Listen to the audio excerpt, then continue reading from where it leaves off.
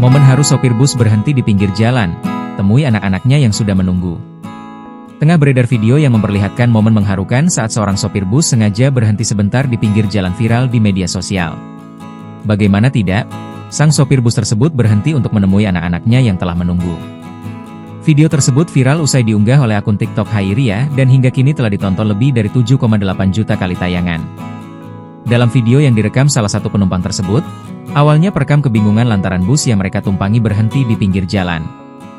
Sang sopir bus tampak turun dari kendaraan dan berjalan ke arah bawah jembatan.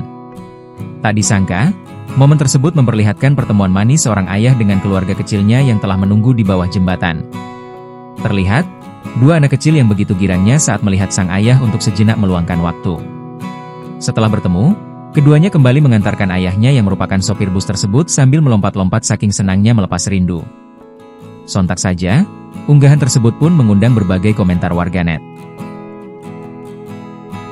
Download Tribun X sekarang, menghadirkan lokal menjadi Indonesia.